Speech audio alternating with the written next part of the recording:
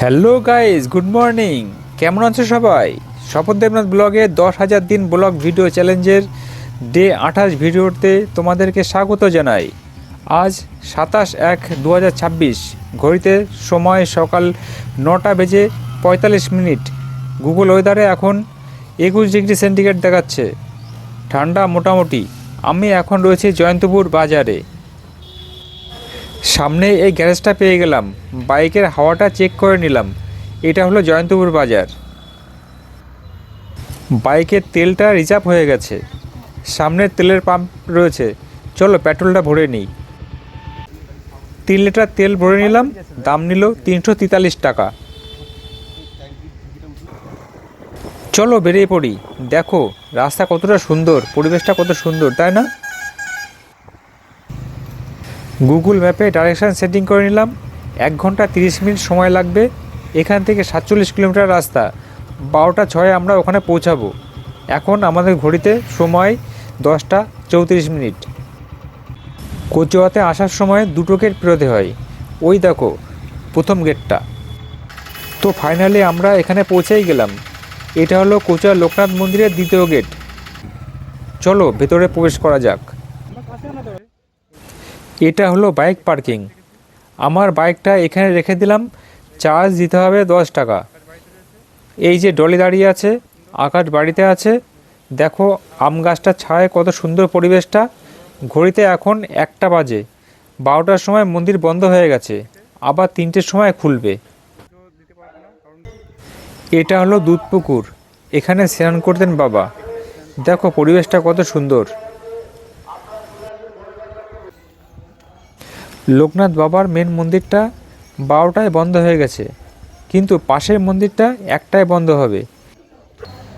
এখনও খোলা আছে। আমরা একটা মালা নিয়ে বাবার গলায় পরিয়ে প্রণাম করে চলে এলাম।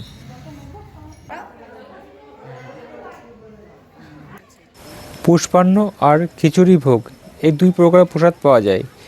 খিচুড়ি ভোগের দাম হলো 50 টাকা, আর পুষ্পান্নর দাম হলো 80 টাকা। ওই দেখো ঘড়িতে এখন 1টা বাজে, এই কারণে মন্দির বন্ধ হয়ে রয়েছে। প্রসাদ পাওয়া শুরু হয়ে গেছে। বাঁ পাশে পোলাও পুষ্পান্ন এবং ডান পাশে খিচুড়ি ভোগ দেওয়া হয়। কাউন্টারে টিকিট দেওয়া শুরু হয়ে গেছে। আমরা 3টে টিকিট নিলাম, একটা পার্সেল আর 2টো বসে পাওয়ার জন্য। দাম নিল 240 টাকা। পোলাও পুষ্পান্ন দেবে। আমাদের প্রসাদ পাওয়া শুরু হয়ে গেছে। প্রথমে খিচুড়ি ভোগ দিল, তারপর দিল পুষ্পান্ন আর ফুলকপি, আলু আর সবজি, আলুর সবজি, তারপরে চাটনি পাঁপড় মিষ্টান্ন দিল। সব প্রসাদগুলোই ভালো টেস্টি হয়েছিল। প্রসাদ পাওয়ার পর আমাদের পার্সেলটা দিয়ে দিল। পার্সেলটা নিয়ে এলাম। আকাশ এবং মা এই প্রসাদ পাবে। এখানে সুন্দর ছাওয়া ঘেরা জায়গা। এই আম গাছের নিচে বসে একটু বিশ্রাম নিচ্ছি। খিচুড়ি ভোগ, পুষ্পান্ন, আলু, ফুলকপি, সবজি, চাটনি, পাঁপড়, মিষ্টান্ন সবগুলো খুব সুস্বাদু হয়েছিল।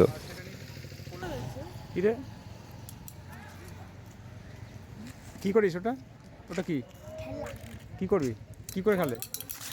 আওয়াজ হচ্ছে না তো? তোর বাড়ি কোন জায়গায়? বিহারে?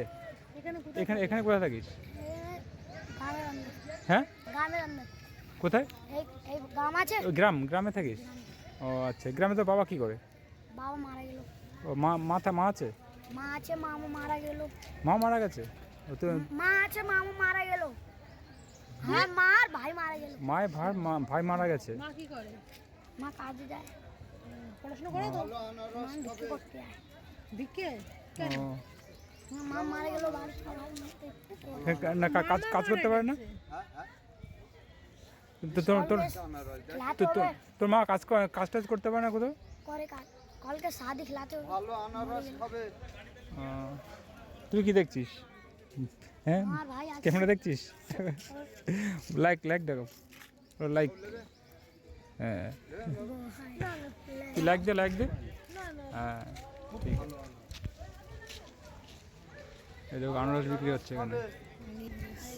হ্যাঁ আনারস নিয়ে যাচ্ছে বাড়িতে। ভিডিও আসছিস তোরা? হ্যাঁ টমেটো আনারস নিয়ে যাচ্ছে। লাইক লাগবে হ্যাঁ তুই লাগবে হ্যাঁ ঠিক আছে এনে 10 টাকা তো দুজন মিলে খাবি। দেবে না। হুম চল। যা দেবে এই দেবে যা কি? 20 টাকা। আর নেই। ওই 10 টাকা তোমরা দুজন মিলে আমার অনেক দূরে বাড়ি না, যাও। যাও হ্যাঁ তুমি ছাড়ো, তুমি ছাড়ো। দেবে যা যা করে করুক বাদ দাও। হ্যাঁ যার যত ইয়ে করবো শোনো। দেখো হনুমানের বাচ্চাটা কত সুন্দর খেলা করছে।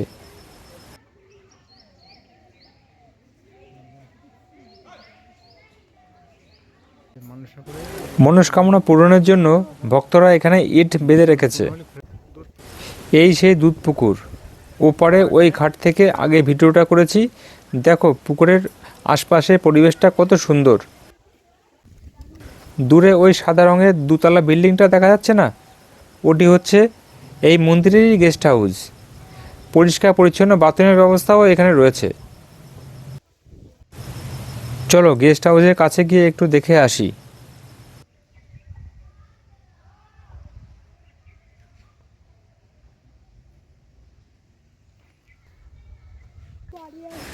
ডলি দেখো কত বড় হাই তুলছে, ওর মনে হয় খুব ঘুম পেয়েছে। ঘড়িতে এখন কাটায় 3টে। পুরোহিত মশাই মন্দিরের দরজা খুলছেন। লোকনাথ বাবার দর্শন এই সুযোগেই সেরে নিলাম এবং প্রণাম করে ওখান থেকে বিদায় নিলাম। 10 টাকা দিয়ে 1 বোতল জল নিলাম।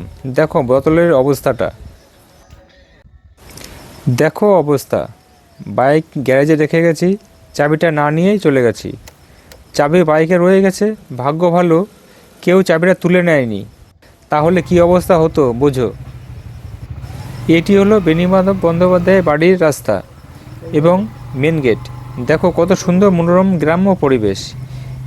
ওই যে দেখা যাচ্ছে কত সুন্দর বাড়িটা, ওটাই হলো বেণীমাধবের বাড়ি।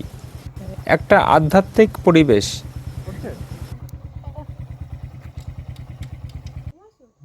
দেখো বিগ্রহ কত সুন্দর পূজিত হচ্ছে এখানে। বাইকে বসে ডলি ঘুমে আচ্ছন্ন হয়ে পড়ছিল। বাইক থেকে নেমে ওর চোখে মুখে জল দিয়ে দিলাম, যাতে ঘুমের ঘোর কেটে যায়। অবশেষে বাড়ি ফিরলাম। এই দেখো পার্সেল। আকাশ এখন ওপেন করবে, চলো দেখে আসি ভিতরে কি আছে। পুষ্পান্ন, আলু ফুলকপি সবজি, মিষ্টান্ন, এই 3 রকম আইটেম ওর ভিতরে রয়েছে। ও খেয়ে বলল খুব টেস্টি হয়েছে। আজকের এই ডে 28 ভিডিওটা আমি এখানে সমাপ্ত করছি। যদি ভিডিওটা ভালো লেগে থাকে তাহলে বন্ধুদেরকে শেয়ার করবে এবং লাইক কমেন্ট সাবস্ক্রিপশন করে পাশে থাকবে। আগামীকাল দেখা হবে ডে 29-এর ভিডিওতে। সকলে ভালো থাকবে, গুড বাই।